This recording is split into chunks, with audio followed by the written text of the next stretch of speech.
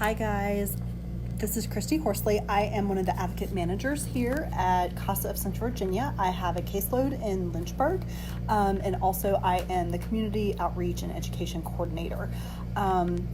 So if you have been in the world or paying attention to the news at all, I feel confident that you have seen lots of conversations about bills coming out of this legislative session in Virginia. With so many new legislators coming in, this was always going to be a really busy legislative session.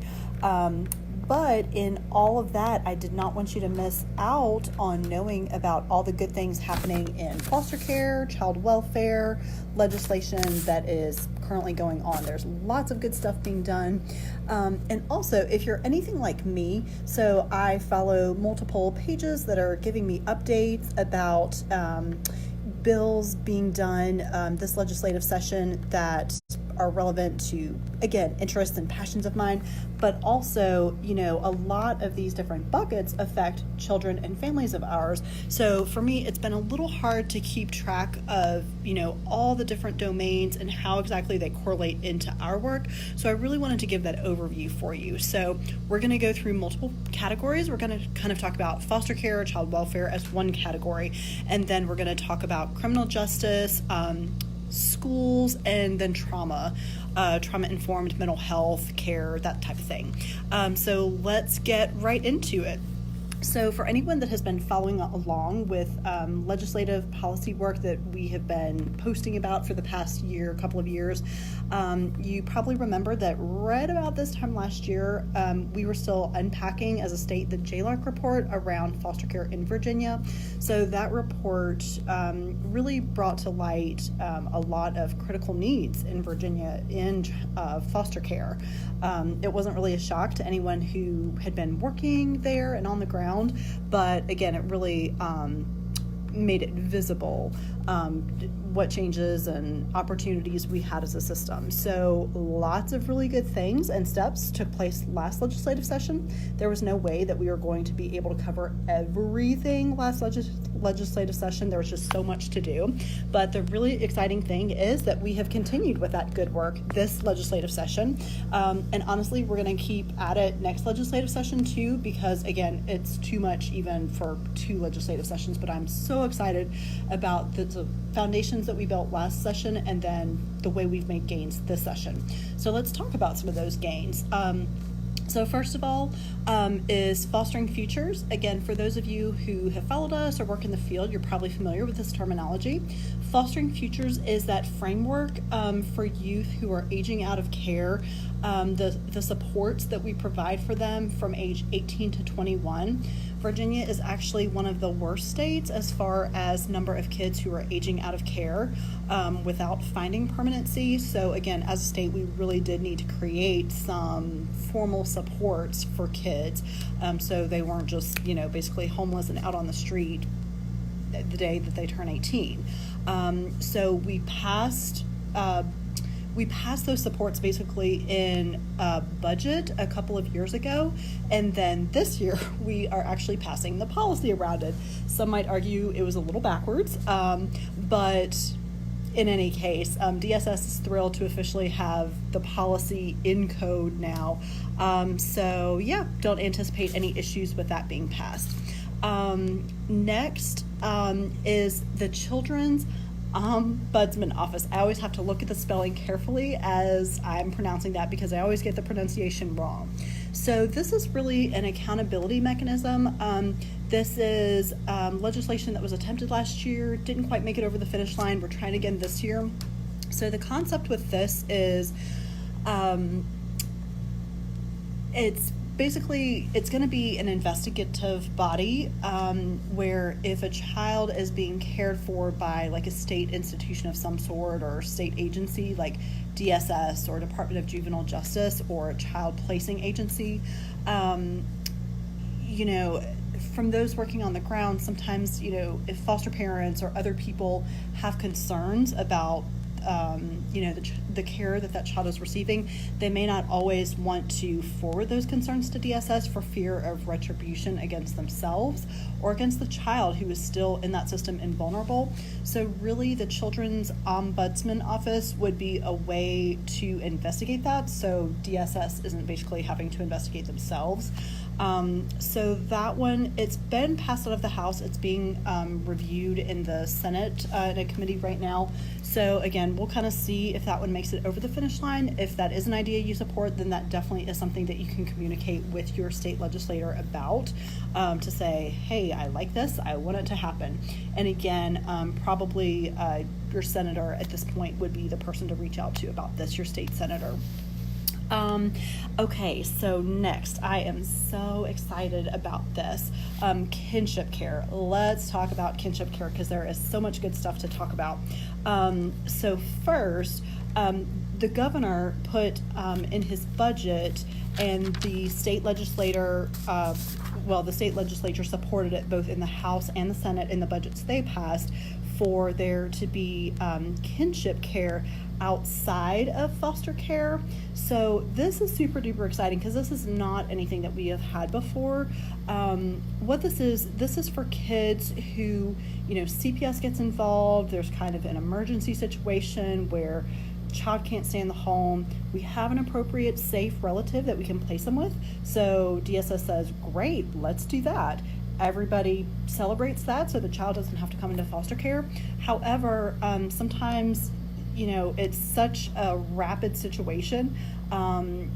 The relatives may miss out on some shepherding through the system, but also they don't really have access to financial supports moving forward because, again, the child never came into foster care, and unless the parent can pay them child support, which isn't always a possibility.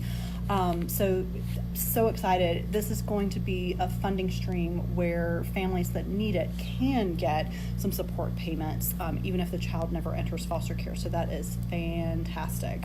But then also, so we have talked about Kin Gap before.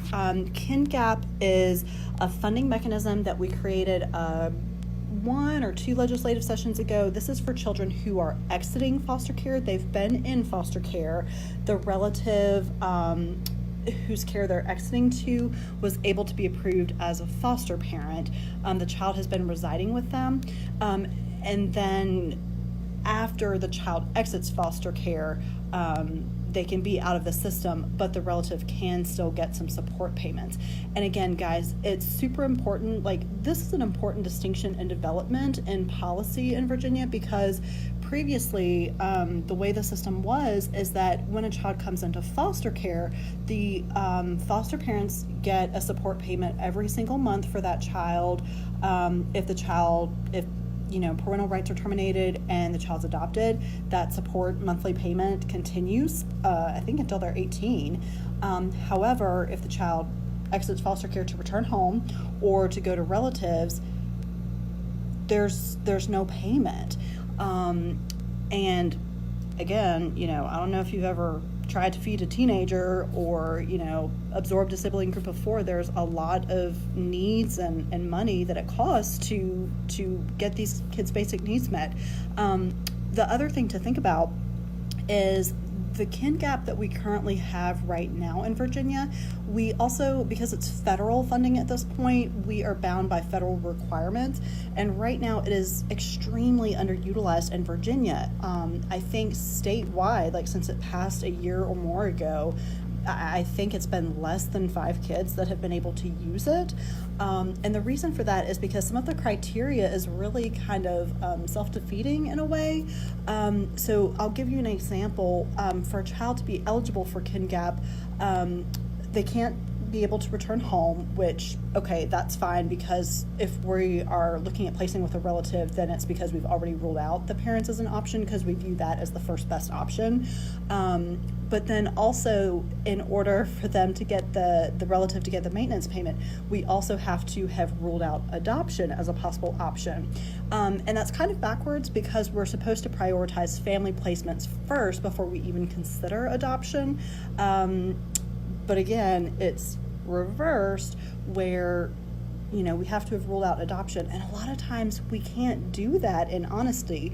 Like for young kids especially, foster adoptive families often are very eager to adopt young children. I had a sibling group that relatives desperately wanted to adopt them, but couldn't get the financial payment since adoption couldn't be ruled out as an option. So because they couldn't get funding to take in the large sibling group, the sibling group had to be split up, and some of the kids adopted by foster families. And again, that's just completely backwards. The Kin Gap should really be able to support relative placement. So a really cool thing that I'm excited about that is happening this legislative session is that Virginia is going to set up their own state-funded Kin Gap. So that means basically that we can write the criteria for who is eligible to receive those funds. And an additional tweak that is being done this legislative session is to also add to the list of people who would be eligible to receive Kin Gap payments would be what we call fictive kin. So what this is, it's somebody who may not have a blood relationship to the child, but they have a vested interest. They know the family, have a relationship with the family, have a previous relationship with the child. When we did our legislative advocacy day in January, we had a fictive kin parent come and advocate with us, and that was so helpful to really hear about when the child that she's supporting came into foster care. Again, even though she didn't have a blood relationship to the child, the previous relationship, the established relationship with the family is able to give such benefits. They're able to facilitate visitation with the family in a more organic way. The child already has trust with them, opens up more. So again, we definitely do not want to take away any valuable resources that could really assist our kids. So really excited about those. Both of those had fiscal impact for the state, as you can imagine. So kind of the scoop on that is that the language, the bill passed in the Senate for state-funded Kin Gap, but basically their caveat was, okay, we're only going to pass this if you can fit it into our Senate budget and, figure out a way that it can work. So the Senate did actually pass that in their budget. Yay! So I don't think the bill was passed in the House, so basically we're going to be dependent on the Senate to really, have that version cross over and pass in the House. So we'll definitely need some advocacy around that. So all you kinship caregivers, I know you're passionate about this topic. Let's get to work talking to our state representatives about that for sure and for certain. Okay, another one, and this is just a little ask, small fiscal impact, but it has the ability to make a big difference in the lives of those impacted, is the budget amendment for older foster youth trying to get their driver's licenses. So what this would be, it's a $250,000 year and ask. So youth who are trying to get their driver's licenses in foster care, often they don't. There are actually a lot of barriers to them getting it. So one thing, if you think about it, is, all the documentation that is needed to get an ID or to go to the DMV. So they may need a social security card or birth certificate or a combination thereof, proof of residency, which, they may or may not have access to. It may have to be ordered, et cetera, et cetera. So that's barrier number one. Number two, think about having young drivers on your insurance. It really causes insurance rates to go up, right? So that cost can be really prohibitive for foster families. They may not want to take that risk on and think about liability and things like that. If you want to trust your car to a new driver, to, a youth that you may not have a long established relationship with.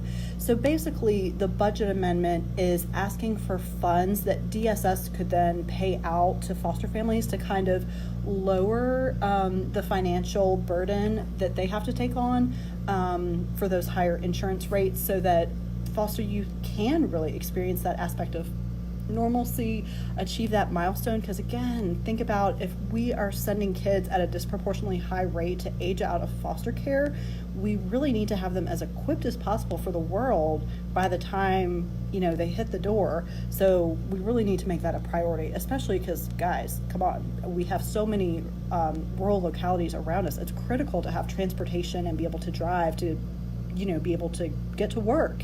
So that's a small ask. The Senate included that budget amendment in their budget. It is not in the House version. So again, this is something we really need to lean on our legislators about. So yeah, let's talk to them about that, especially on the House side. And then there are different things in the governor's budget to really help increase salary for social workers, stipends to pay back student loans, different things like that. Very happy about those things, all a plus. So moving on, foster care was our biggest category. So let's go on to criminal. We're just going to touch on this a little bit because the criminal stuff has the ability to impact our cases because of parents in our cases. So for example, we'll be watching legislation around ending driver's license suspension for failure to pay court fines, because that definitely, again, impacts our parents and their ability to get to work, etc. Also, we'll be watching what happens with decriminalizing marijuana, what they end up doing, because again, that could impact our parents and, criminal history for them, but also it could impact how DSS chooses to respond to cases involving marijuana. So again, that'll be something to watch that'll impact us one way or another. A different bill that we're very much in favor of is the bill banning strip searches of minors who are visiting jails. This seems like a super duper common sense. Of course, that should be a law. Why does this even need to be a law? But that was in response to, I believe it was an 8-year-old girl, and I think it was at Dillwyn Prison, that she was trying to visit a loved one, a family member, and was strip searched while going to visit before she could visit him. So again, great that that's being passed. Seems very common sense. Okay, and then two others that I wanted to mention around the criminal. So Virginia also, an area where we have some opportunities and needs is around what we call the school to prison pipeline. So we've talked about this before and have posted about it before, written blog posts about it before, about the idea of one way that kids enter the school to prison pipeline is through suspension and expulsion rates. So with every suspension or expulsion that a kid has, they get further alienated from their school community, and it actually increases the risks that they are going to have contact with the juvenile justice system. And every contact with the juvenile justice system is it floats them down a river that we don't want them going down. Each contact with the juvenile justice system increases the possibility that for a negative outcome. So there were a couple pieces of legislation around this. One is around decriminalizing disorderly conduct of students on school grounds. So basically what this piece of legislation aims to do is, when students are acting up at school, we want it to be handled as school discipline, unless, there's actually criminal behavior involved.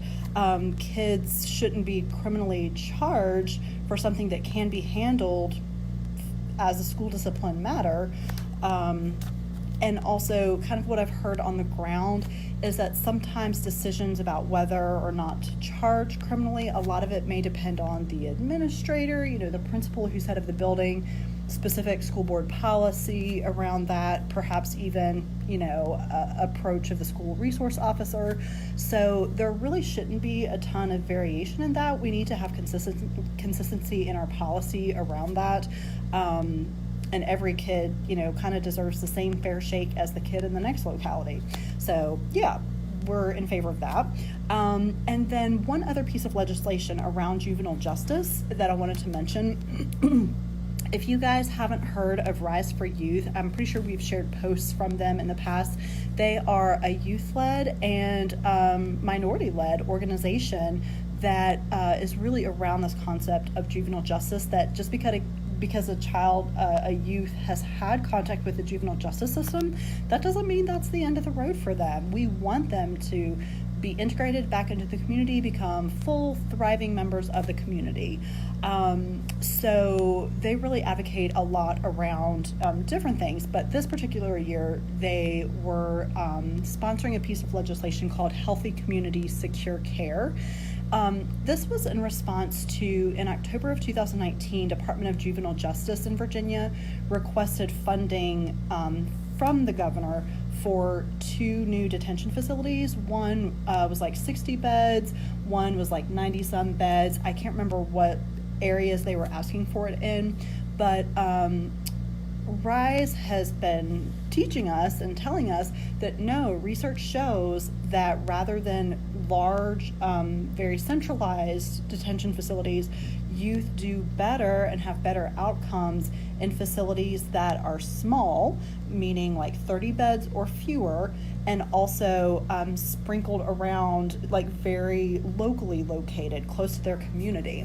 The reason for this is 2 things. One, the smaller the smaller the facility is, the more they can form relationships with people at the facility, and really use that as a strategy to progress rather than having to focus on very impersonal, highly structured and maybe more force-based or something like that. The other reason is because when a kid is separated from their community, it makes it a lot harder, and I'm talking like 2, 3 or more hours kids can be placed outside of their community. So a lot of times what that may look like is family really struggles to get out to see them. Obviously they're going to lose their school community.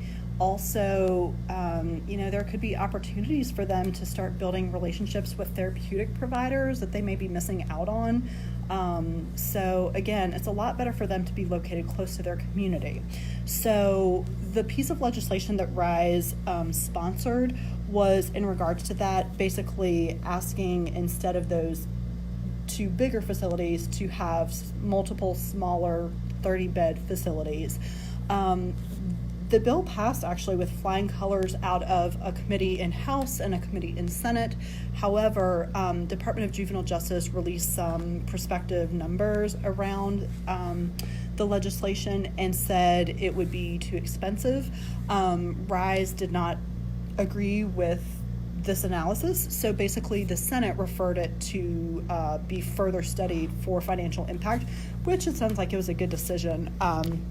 So I'm guessing that won't move forward this year. I don't know how that'll impact, the proposed 2 detention facilities larger that DJJ asked for.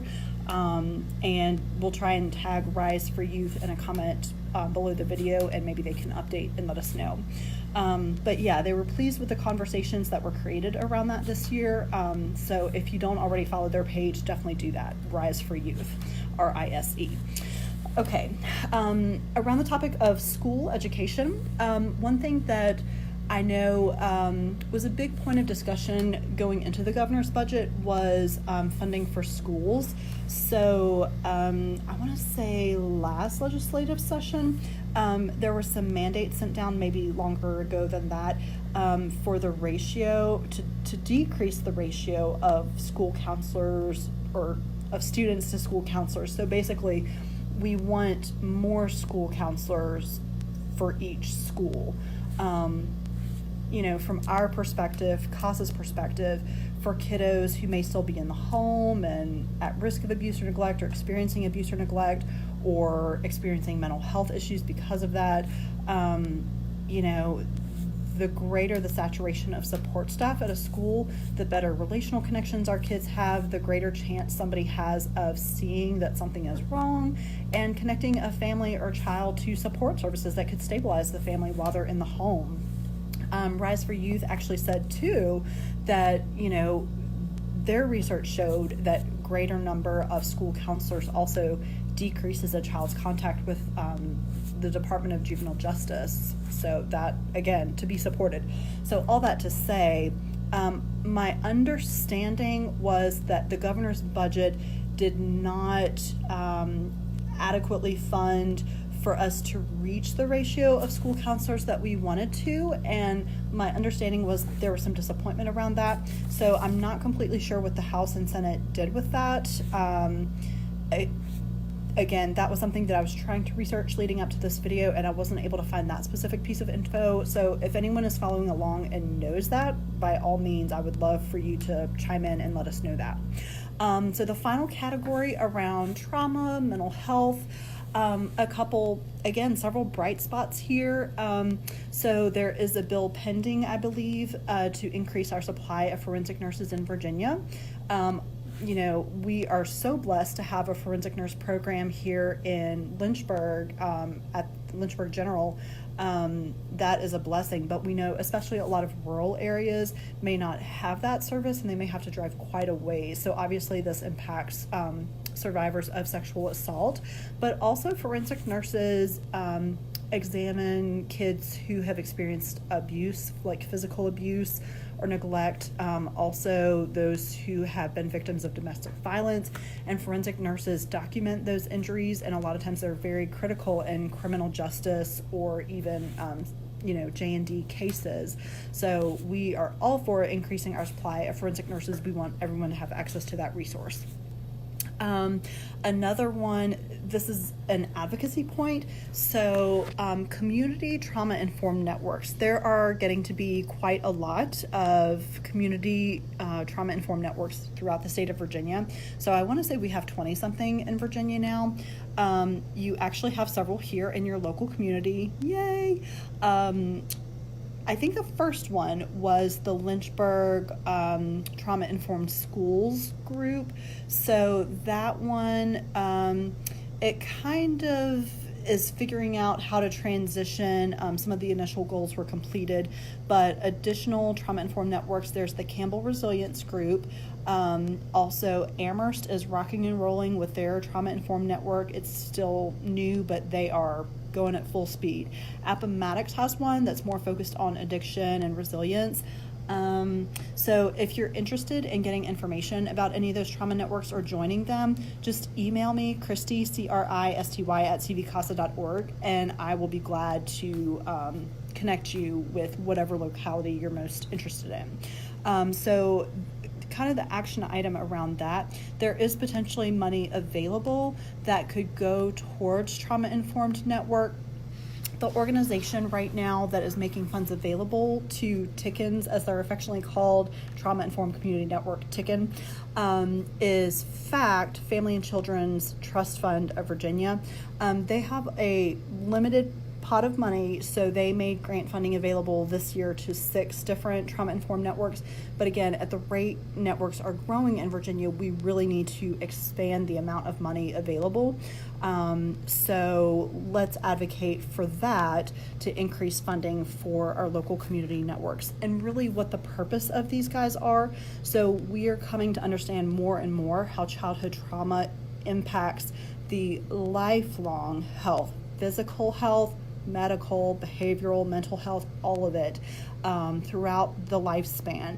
And really what your community trauma-informed networks are doing is educating communities about that, educating the general public, but also there's a lot of providers like the medical community, mental health, schools, social services. We really want to ensure that we are delivering services in a way that incorporate that new knowledge about how trauma impacts and how we can use it to provide highly effective services. Okay, so we're almost at the end. I know you never thought it would happen, but one of the final things that we are so excited about. So we have posted pretty recently about the deficit of early childhood mental health services that we have in our area. So what this looks like is, right now I have multiple kids in my caseload who have been kicked out of their child cares, but also have been receiving some intensive services, but just they weren't sufficient. And I have multiple kids on my caseload right now who are under the age of 5 and who are in residential treatment centers several hours out of the area. That is appalling. We don't ever want that to happen, and everybody acknowledges like that's not the best case scenario, right? Obviously, for kids that young, we want them to be at home, getting nurtured, forming bonds with their primary caregiver, and also, I mean, it's been tough because most facilities won't even accept a kid who is not enrolled in kindergarten. So kiddos less than 5, it's really tough to find high-level, extremely intensive services. And also, I think I mentioned multiple of our kids definitely had it play out multiple times that kids have gotten kicked out of their childcare settings. And also, too, we know in Virginia that we have an issue with suspending even young kids, like pre-K, kindergarten, first grade. So one thing that legislation puts aside money for is to do a study of a specific model called the Early Childhood Mental Health Consultation Model. So what that would consist of is bringing in like a consultant or a coach into a childcare setting to really observe in the moment the difficult behaviors that a child, probably one of our CASA kids, is having, and really help expand the childcare provider's toolkit as far as techniques that they can use, helping to stabilize the child and de-escalate and everything, rather than resorting to suspension or, expelling the kid from their setting. So we're super duper excited about that. It's been promising in other states to reduce rates of suspension, etc. So yeah, excited about that. And then, kind of the last thing that I had was, I think it came out of Roanoke, a bill to increase domestic violence survivors, their access to housing. So I saw an article, I think the News in Advance posted an article about that recently. So that's exciting too. Like I said, guys, because there's so much happening this legislative session, I feel 98% certain that I definitely forgot something off the list that I probably would have wanted to talk about. So yeah, comment in below if you have any feedback about, bills that you're wondering about, or I heard this was going on, or hey, you didn't talk about this and this is really important and this is what I know about it. Definitely share. Also, I will try and go back and share links to sites that share more information, kind of break it down according to these different buckets that we were talking about, like, criminal justice, foster care, etc. All right. Thanks for hanging in there, guys, and I hope you have a great evening. We'll talk to you again soon. Bye.